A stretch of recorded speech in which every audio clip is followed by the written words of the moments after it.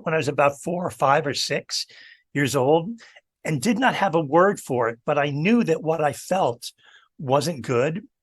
And I knew that what I felt, I should do my best to make sure no one knows that I'm feeling that way. Because gay or queer or girly or weak or effeminate or whatever, were all big no-nos for all the boys in my family.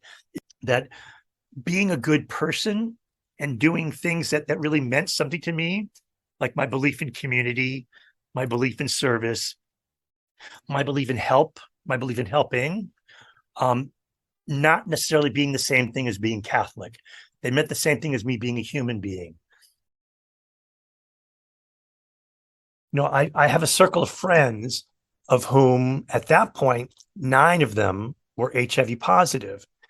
And it became really, really clear to me that what I was doing professionally wasn't enough, that I really needed to stop being so much on the sidelines and actually throw myself into doing something about the AIDS epidemic. And my partner's best friend took me to my first ACT UP meeting. And ACT UP, an acronym, it stands for the AIDS Coalition to Unleash Power. And ACT UP was and still is a direct action, nonviolent group that's organized around bringing an end to the AIDS epidemic. And through direct action, through leafleting, through civil disobedience, through events and whatnot. That's where I learned how to be a gay man, was in ACT UP.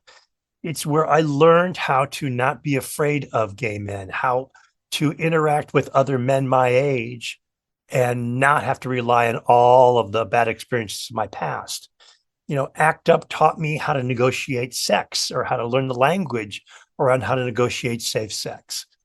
ACT UP taught me the importance of knowing what I was talking about, because one of the things that we prided ourselves did know about AIDS at that point was Haitian immigrants. Well, I'm not one. Injection drug users. Well, I wasn't one. Sex workers. Well, I wasn't one. Gay men in the big major metropolitan areas. Well, that's not South Bend, Indiana. That's not Notre Dame, Indiana. I developed this really deep understanding of the importance of being public about being HIV positive, because part of my strength was in my support. And I wasn't ashamed of being HIV positive. It's what happened. And I wasn't ashamed about anybody knowing that I had HIV. But what didn't happen, and it didn't happen for a long, long time until well past protease inhibitors, is all those other feelings of life-threatening and fatal and trauma and fear and anger just got pushed down because I had work to do. I had a full-time job. I was an activist, and I just had work that needed to be done. I dove into my work and my activism because that was my therapy.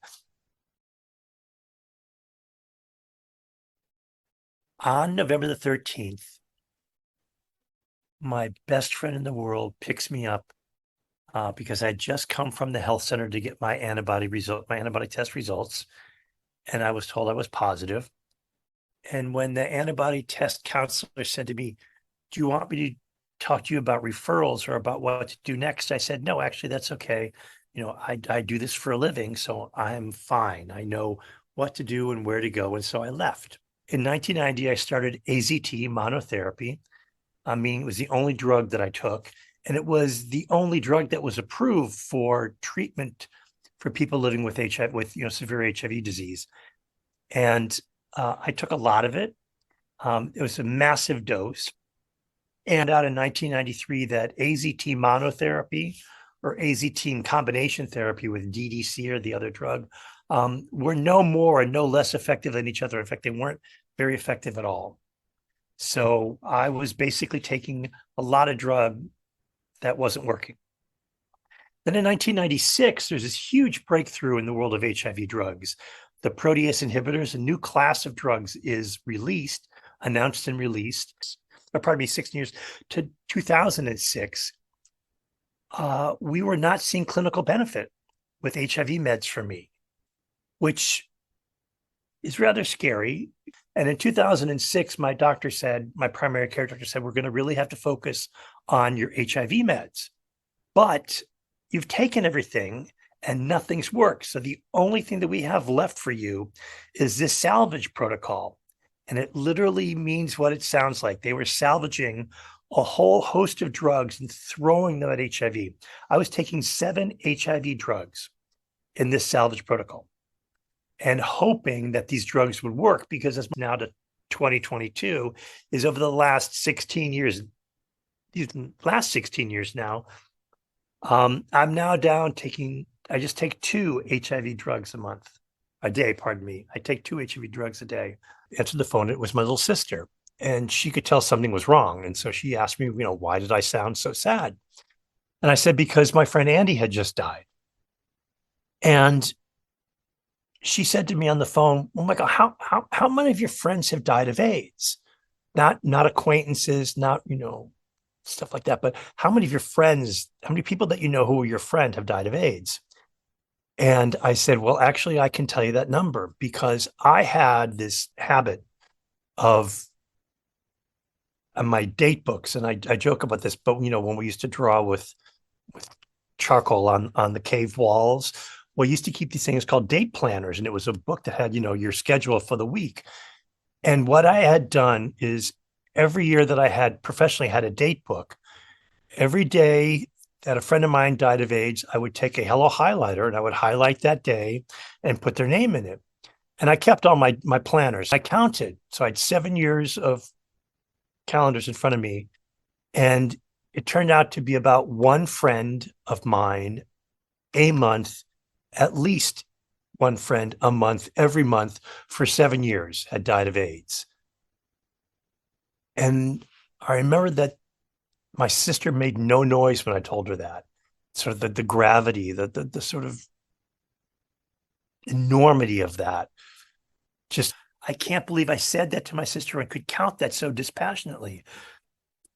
And at that point, I'm 31 years old, and I've had 7 years of someone dying every month that I was close to, not to mention colleagues and their acquaintances and community leaders. So it was a saturation, not just of the city, but my soul and my support network and my friends. And I told you that the original 10 of us, I'm the only one standing.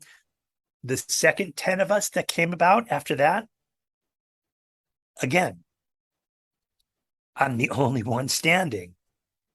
I don't know why, because we all took the same drugs, good drugs.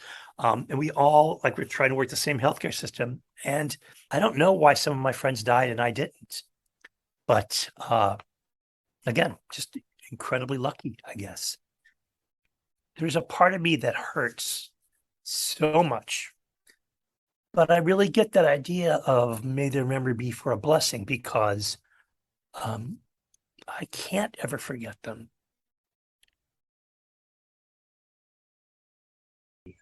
When Glenn and I were together, Glenn and I would often refer to each other as husband, partner. We actually had rings and everything, but this was obviously way before the Supreme Court made it legal to have same-sex marriage. And, the opportunity was always there for us to become domestic partners, because living in San Francisco, there was domestic partnership law, and there's domestic. For us, the issue of becoming domestic partners seemed to be really problematic, because it was sort of reifying the idea of separate and not equal status.